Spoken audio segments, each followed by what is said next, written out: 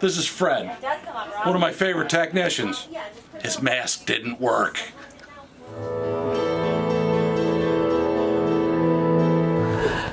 Happy Halloween! I was asked what the spookiest service call I've ever been on was. Well, I've got two. One was spooky, one not so spooky till I got home later that night. I guess the first one, and I'm not going to give any names because, let's be honest, if I gave you a name and an address, people don't want people driving past their homes. So to respect the privacy of homeowners, I'm not going to. But the spookiest call I've ever been on. It was a call, they asked me to go out and take a look at an oil unit. And I can't remember if it was for service or maintenance.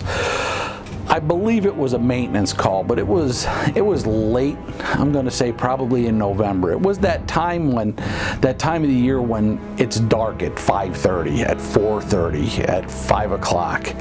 And it was towards the end of the day, and when I got there, it was daylight, and okay, everything's good and everything's happy, and there was no one in the house. They left the front door open and allowed me to go through. Well, I parked the van in the back of the house and had to walk through the front of the house all the way to the back doors. And once I got to the back doors, I could open the back doors and bring my stuff in. But to get down to where the furnace was, you had to move a set of stairs coming in the back doors off a little bit, and there was a hidden set of stairs under there that went down. And once you got down, it was really only about 5 feet high, so I was hunched right over. But as you start walking under the main old part of the house, it started going down deeper and deeper into the cellar to where I could stand up, and eventually I was in a place where I'm going to say the ceiling was 6.5, 7 foot tall.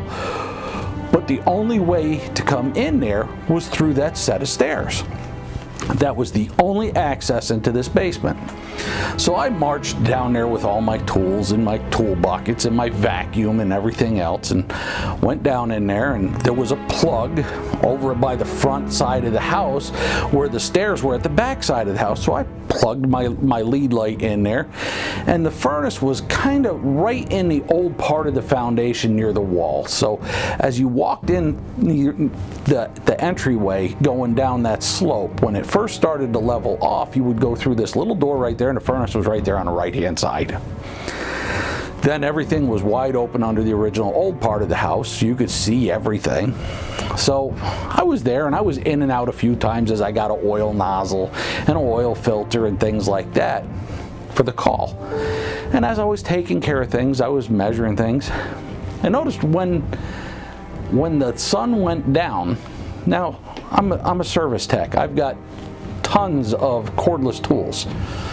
My cordless tools, all the batteries died on my cordless tools. My drill gun, I always had a second one, a backup drill gun. It was just a little electronic screwdriver, battery died in that. My flashlight, the battery died in that. Well, I had a lead light, so it really didn't matter. Well, as I'm sitting there with my lead light on, the lights go out in the basement. Well, like I said, if you walk through that door, the furnace was right to the right, so I could lean right over with my light and look out and say, hey, look, you know, there's the light switch over there where I came through the bottom portion of the stairs. It's off. Well, I didn't hear anybody walking upstairs. I would have heard that.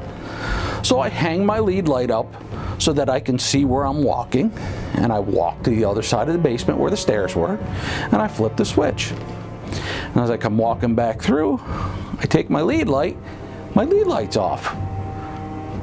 I look to the other end where my lead light is plugged in, which is the other side of the house, and it's unplugged. Now, it didn't come unplugged because I tugged on it or anything, because there was still plenty of lead lights spooled onto the floor. So at this point, I'm really saying, okay, you know what? It's kind of getting a little bit much. You know, this is not normal, and there's no one in the house but me. So towards the end of the call, I'm packing things up and I'm putting things out. And as I'm locking up this house, I'm all done, I'm closing the back doors, I lock the back doors, I go out the front. The front has this, it's an older home, it's 2, probably 3 stories with the attic. It's got one of those old, what do you call them, a portico, where you could pull up a carriage and people could get out of the carriage and go in the front door without getting wet. And as I come out there, I cannot see because it's completely black. Something is up on the roof throwing things down at me. So I have to walk completely around the house to where my van is. And as I'm walking, this thing is following along the roof line. I can't see it. It's throwing things down at me.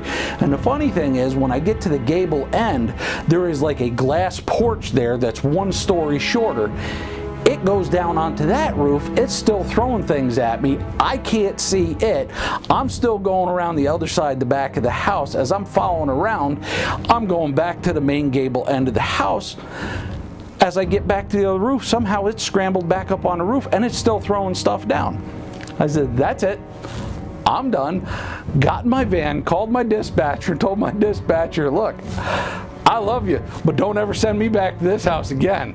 If I come back here, it better be during the daytime. Well, that's my scariest story. Okay, the other one, I'm not going to say it's scary. Maybe you be the decider. I was at a lady's house, and I've been to her house numerous times before. And she had this part of her house, she called it her glass palace. And what it was an area, kind of like a den area that was full of a lot of antique stuff. But most of her antiques were crystal and glass and bowls and vases and things like that. And it was gorgeous. It had a great look to it. Well, I had been going to this woman for probably 5 or 6 years, doing all her maintenance and problems like that. And as long as I've known her, I've never met her husband. Her husband was in a nursing home because apparently he had a stroke or something something medically that put him in a nursing home. And I never met him, but I met her on numerous occasions, and she always requested me to come back. Well, when you go into her house, you had a split set of stairs. The stairs on the right would go up into the kitchen and into a formal living room and things like that. And the stairs on the left would take you down into the basement where she had 3 furnaces.